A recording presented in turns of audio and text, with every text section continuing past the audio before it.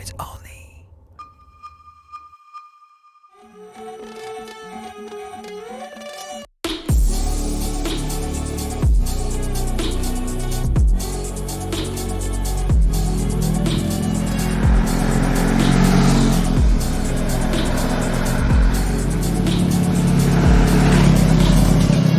Salut! Si vous suivez nos aventures sur Motor Live, vous avez sans doute vu récemment Théo qui essayait la crème de la crème du gros trail routier avec la Multistrada V4 Rally.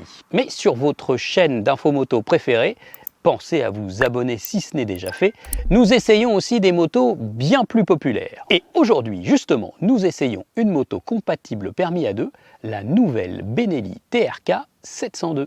Alors on va tout de suite vous emmener à bord de cette Benelli TRK 702, ensuite on va la détailler de fond en comble et je vous retrouve à la fin pour la conclusion. C'est parti! Et nous voilà à bord de cette Benelli TRK 702. Alors je vais vous parler de tout d'abord évidemment de la position de conduite, de l'accueil à bord de cette Benelli TRK 702. Signalons tout d'abord que la selle est vraiment basse pour un trail routier, une routière on peut dire, un peu surélevée. Donc la selle est à 790 mm de hauteur. Donc franchement, dès qu'on mesure 1,70 m, on n'a pas de problème avec cette moto. On peut poser le plat du pied, la partie large du pied presque de chaque côté sans problème. Donc c'est vraiment une moto basse pour cette catégorie.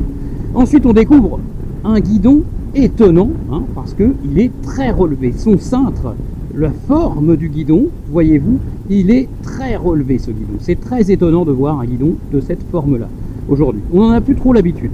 Au début, c'est un petit peu bizarre, il faut bien le dire. Mais finalement, c'est pas si mal. On s'y fait à la longue, après une journée, 2 jours de roulage.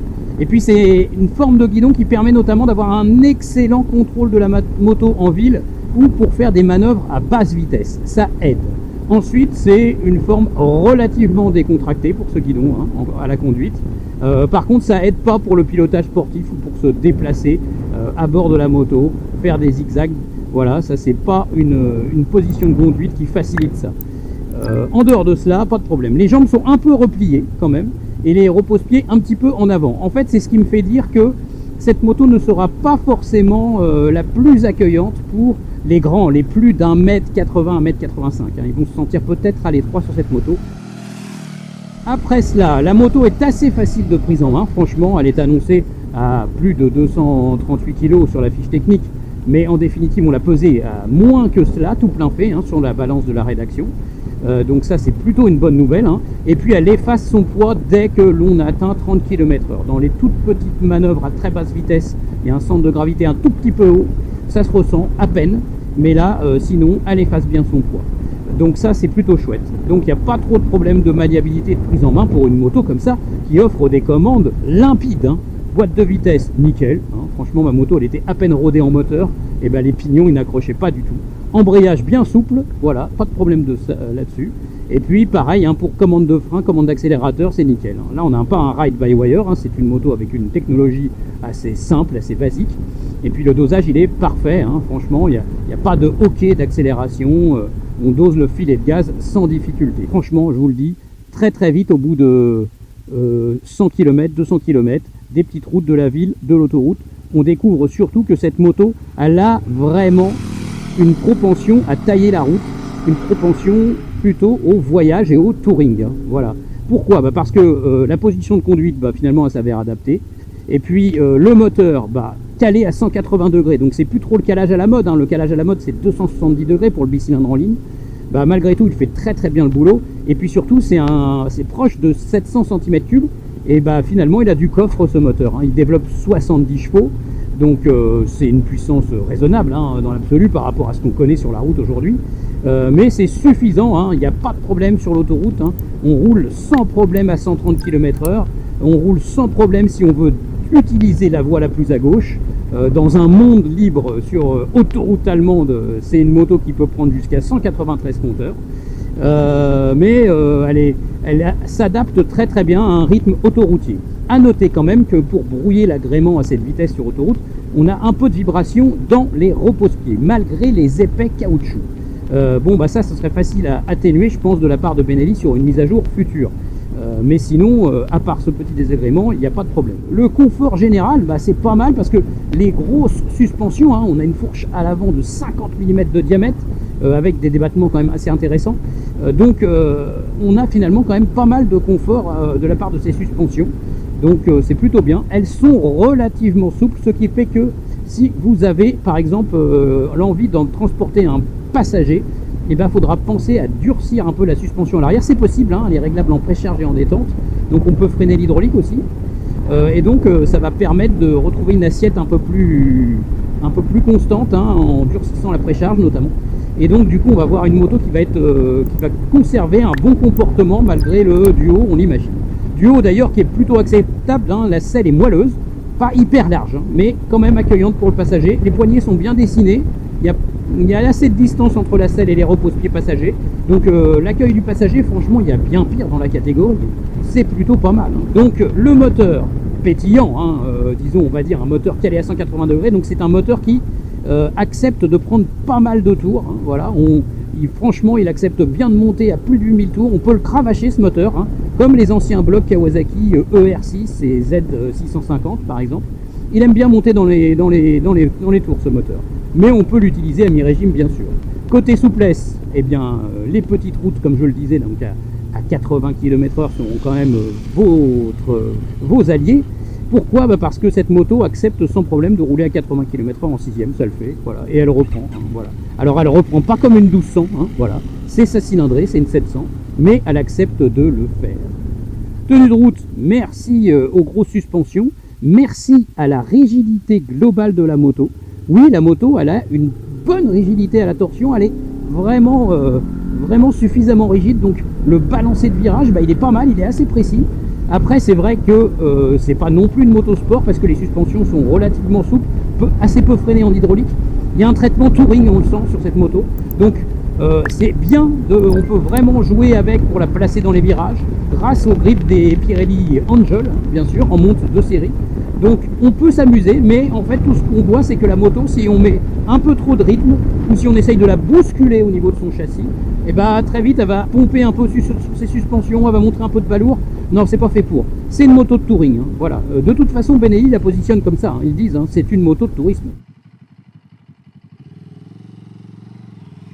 Côté consommation, nous on a fait 5,2 litres au mini, 5,8 litres au maxi avec de l'autoroute et des vitesses assez élevées quand même.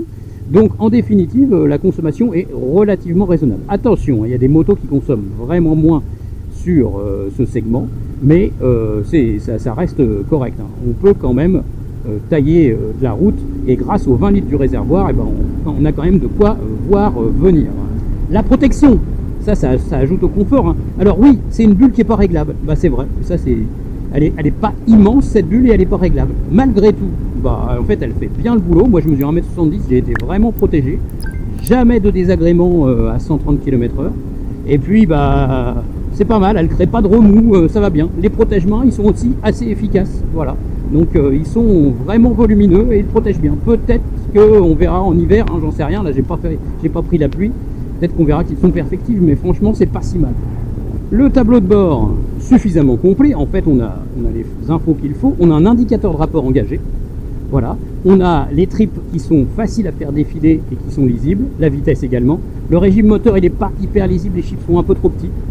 Par ailleurs, évidemment quand on a le soleil, là regardez, j'ai le soleil dans le dos, donc là forcément le tableau de bord il est plus difficile à lire, voilà. Mais sinon, dans la majorité des cas, avec le mode adaptatif de la luminosité du tableau de bord, on s'en sort. On a majoritairement une bonne lecture de cet instrument.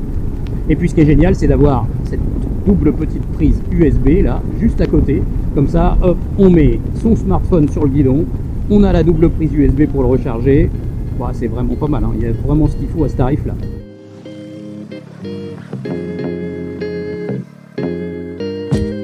La nouvelle Benelli TRK 702 nous a d'abord séduit par sa qualité globale en statique. Les formes sont modernes, les galbes assez généreux, mais le réservoir est suffisamment étroit à l'entrejambe pour bien tenir la moto. L'assemblage des divers éléments de carrosserie apparaît sérieux, les matériaux n'ont pas à rougir de la concurrence. Peut-être que quelques vis apparentes autour du pare-brise auraient pu être coiffées d'un petit cache en caoutchouc, mais l'ensemble est vraiment convenable pour ce prix. Le bicylindre vertical ou parallèle, comme vous le souhaitez, affiche 698 cm3. C'est donc un vrai 700. Sa technologie est éprouvée plus que réellement moderne.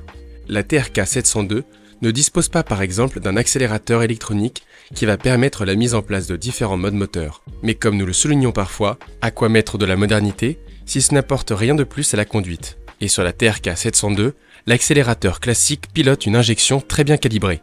C'est donc parfait pour rouler au quotidien. À l'avant de la moto, sous le phare figure un emplacement pour installer une dashcam dans le futur. Benelli travaille sur la question et il faudra se montrer patient. La TRK 702 est homologuée pour le permis A et A2 dans la version limitée à 35 kW, soit moins de 48 chevaux.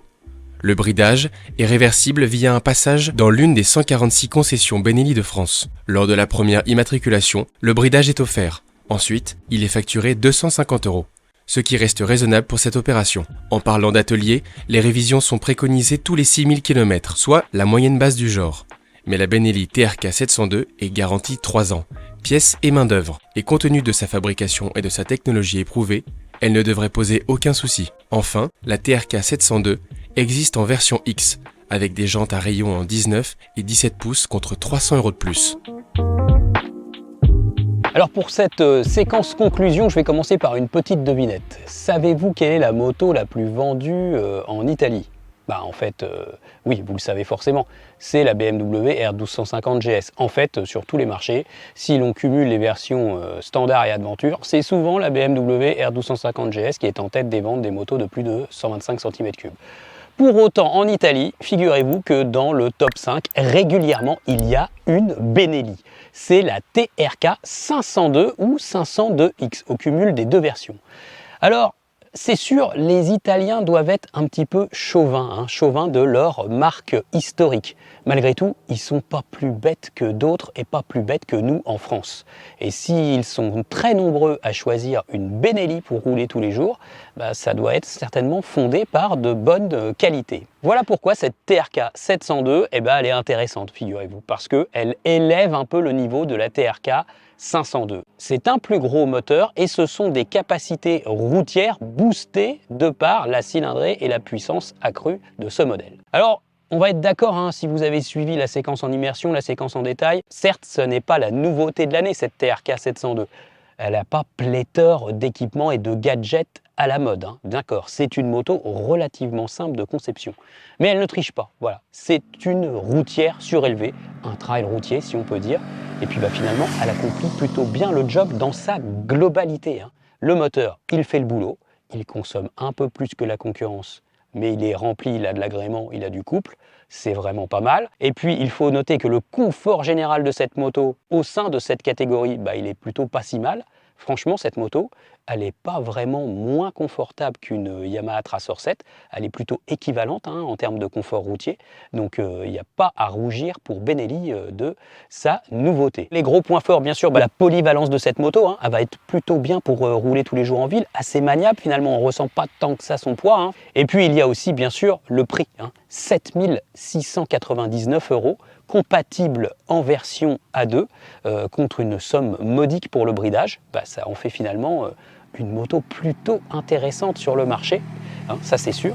Et puis c'est quand même, par exemple, 1600 € de moins que justement cette Tracer 7. Donc ça donne à réfléchir. Sachez-le aussi, c'est notre avis, mais par contre vous pouvez vous faire le vôtre. Il y a 146 concessionnaires Benelli en France. Vous allez forcément trouver cette TRK 702 en essai un peu partout. Donc vous allez pouvoir donner aussi votre avis. Et nous sommes curieux de le lire dans les commentaires sous cette vidéo. Allez, il ne me reste plus qu'à vous souhaiter de bons roulages. On approche tout doucement du Salon de Milan. Je vous invite à vous abonner à la chaîne YouTube Motor Life parce qu'il va y avoir beaucoup de nouveautés moto, bien sûr. Et puis nous, on vous prépare quelques surprises au niveau édito. À bientôt.